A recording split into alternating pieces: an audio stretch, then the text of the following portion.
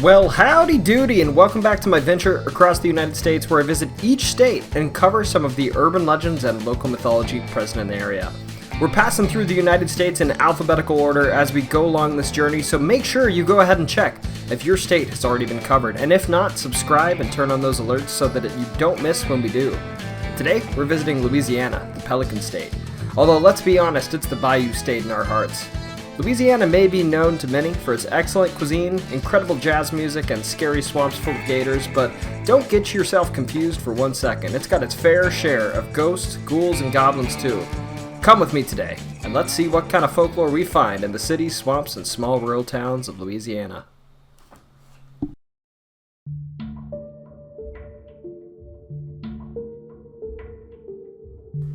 Number 1 is the Rougarou. Now, I'd be remiss if I didn't cover one of the most famous cryptids of North America on this list. When the moon hangs high over the swamps, you'd best keep this bit of lore in mind. The Rougarou, like many cryptids, has spotty origins, but its earliest mentions come from medieval France, where a two-legged creature with the head of a dog and the body of a person was said to roam the land, committing heinous, violent crimes, but also petty ones like robbing and wrecking homes. Supposedly, just about anything could be attributed to the Rougarou, or as it was originally named, the Lougarou, spelled loup, in reference to the French masculine form of wolf. That's enough about France though. This legend migrated to Cajun country and hence began to match the local dialect, becoming the Rougarou. This modern Cajun form of the werewolf is less likely to make a mess in your house than the French variety, but instead is said to have an affinity for eating Catholics that don't follow the tenets of Lent. Somewhat conveniently though, I guess maybe only for the affected persons, is that the Rougarou spell is said to only last for 101 days, after which the curse transfers to someone else when it draws their blood. It's said that people afflicted with the curse feel and act sick, but won't admit their affliction, for fear that they'll be hunted. So if you've just been to Louisiana with your buddies, and your friend's acting a bit off and won't tell you why, maybe stick to your Lent principles this year. Regarding recent sightings, there admittedly aren't a lot. That or they're posted online as Bigfoot or werewolf encounters because the Rougarou is lesser known folklore. There was one video I could find though. Taken in 2016, a video was posted to YouTube that showed a large dark figure with an odd-shaped head but a human body silhouetted walking through a residential neighborhood in Houma, Louisiana. I should note though that this location is a bit conspicuous because if you look up Houma and the Rougarou, you'll see that the two have a long storied history together, as the annual Rougarou Festival is held in Houma, Louisiana every year. Now maybe this is just a coincidence, and I sure hope so, because the festival looks like a blast. If I were you, I wouldn't let the monster sighting dissuade me from stopping by. At number 2 we have the Ellerbe Road School. Ghosts of children in a defunct school. Now that's what this bit of folklore is all about.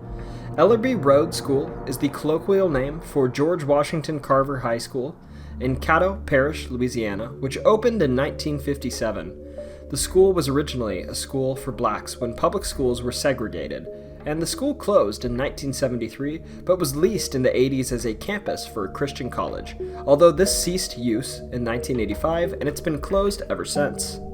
Now the story goes that there were students here that disappeared and a janitor that did some terrible things to these students. They also say that there was a fire in the school and that some students died, but regardless of what happened, local legends have prompted curious folks to visit the schools, to vlog and blog about their experiences. Visitors claim to see fantastical things, such as children laughing and screaming, and also sometimes the groaning noise of an older man. In terms of facts surrounding this place though, a local historian and previous student vouches for the school never having really had that dark of a past, and that certainly no kids were abducted or hurt in a fire. That being said, this old building does have some secrets. If you pay the school a visit and step inside the shell that once was a school, you'll find pentagrams both inside and out. And to be candid, I'm not sure that's necessarily indicative of satanic rituals, maybe more likely some kids trying to be edgy, but who knows, maybe that sort of thing does invite something spooky into the world. Regardless, I think a Satanist would probably be happier worshipping the devil in the comfort of their own home. It's 2023 after all. Personally, I probably find the scariest part of this whole thing that delinquents are probably roaming around in this old decrepit building, and if you visit, you're probably going to run into one of them. At number 3, we have Voodoo. These days, if you hear the word voodoo, you think about New Orleans. It's that simple, isn't it? Well, not really, actually. Voodoo didn't completely originate in New Orleans. Rather, it's an amalgamation of Catholic and West African religious practices, with its West African origins stemming from present-day Nigeria, Benin, and Togo. Voodoo was certainly not originally the practice of sticking pins, needles, and other things into dolls, casting hexes, or creating zombies that the media makes it out to be. Rather, it was a communal religion to provide support to folks. But regardless of what it was, we're today talking about what it is. And the core belief of New Orleans voodoo is that spirits, rather than a god, interfere in daily life and that you can beckon them with voodoo's spiritual practices. In pop culture, these practices are typically seen afflicting one's enemies with horrible illnesses or harming others, but in reality, voodoo is more often used as a cure to help those dealing with anxiety, addiction, famine, or sickness. Now, while voodoo's prominence is certainly in the past, there's still some voodoo-related activity out there in the present. Back in 2019, for instance, a voodoo priest in New Orleans reported a 2016 encounter he had with someone who he believed to have some, I quote, bad juju. But it was worse than he thought. He reported to fight off something he referred to as a slender man, which was affecting this patient. And during a 4-hour confrontation with this slender man, the practitioner of voodoo apparently saw a shadow with long arms and legs, tossing belongings off of walls and rattling windows. Now, if you want to see a bit of voodoo for yourself in New Orleans, you can visit the Voodoo Temple just outside of the French Quarter, where you can observe traditional West African healing practices. You can also get a bit closer to history by visiting the famous voodoo practitioner Marie Laveau, the Voodoo Queen in New Orleans, and St. Louis Cemetery No. 1. Number 4 are the ghosts of Louisiana State University, or LSU. Now, I've spent enough time as an SEC fan to know that the Fighting Tigers are one rowdy bunch, but if you think they're rowdy now, just wait and see what the alumni are up to. LSU has been around since the 1800s, so time is on its side in terms of being haunted. On top of everyone's haunted LSU lists is Pleasant Hall. Pleasant Hall, maybe not so aptly named, was once a woman's dorm, then a hotel, and now is an office space. I've actually been to this hall once, and let me tell you, it's certainly creepy. There are long hallways, lots of mirrors, and large windows that give it an eerie vibe even during the day. Back in the 1970s, there was actually an attempted and unsuccessful attack in this building made by a woman on her boyfriend following an argument, and when she realized she didn't do him in, she ran to her room 312, and took matters in a different direction there. Following this, it's been reported that this room isn't really natural anymore. Folks passing through have had the lights go out in this room. They've also heard voices, and floors creak in corners of the room that are vacant.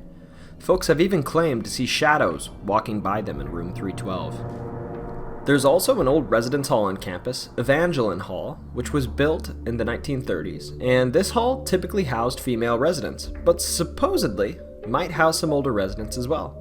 It's said that these older residents are a janitor that still works on the 5th floor and a couple of younger women who remain on the 4th floor. Reports say that students will feel like they're being watched, and they'll also sometimes hear laughter where nobody is. And because of this, it's actually frequently reported that women living in this dorm have had their rooms blessed or exorcised in an attempt to maintain peace. There's also Acadian Hall, which was built in the 1930s as well. And as with many buildings in these videos, there was a fire in this old residence hall in the past, which took the lives of many staff members who were primarily Spanish speakers. Since then, it's been reported that students living in this dorm have seen folks of Latin descent in suits wandering the halls late at night. There's also a report of a woman in a white dress who looks out the windows. And also, there's some supposed poltergeist activity here. Students report their doors are sometimes flung open, or their furniture will shake in the middle of the night. And hilariously, apparently, if you have your computer on and you have video games loaded on it, they might play themselves in the middle of the night. At number 5, we have Grunch Road. Now I know that the Grunch sounds like the name of a 90s ska band, but I'm sorry to tell you there's no undiscovered music being advertised in this video. Rather, the Grunch is a monster that lives outside of New Orleans and is supposedly related to the Chupacabra, and is some sort of cross between a dog and a reptile. This creature was most commonly seen on Grunch Road, and I say it was because Grunch Road no longer exists and it has been eaten over by the urban landscape. Locals say that the old Grunch Road is actually a road that's currently known as Gannon Road, which is located to the east in the neighborhood of Little Woods, and this location places the Grunch close to the Bayou Sauvage National Wildlife Refuge, a large natural area that would make a great location for a creature to hide among the surrounding urban landscape. Regarding sightings of this creature, there are a few people here and there that claim to see a lizard dog, but none recently have garnered a whole lot of media attention. If you're curious though, one telltale sign that the Grunch has paid an area a visit is supposedly that you might see an injured animal along the road, and if you see this, maybe don't go help the poor bunny or coyote out, because it's said that this is how the Grunch lures in its victims.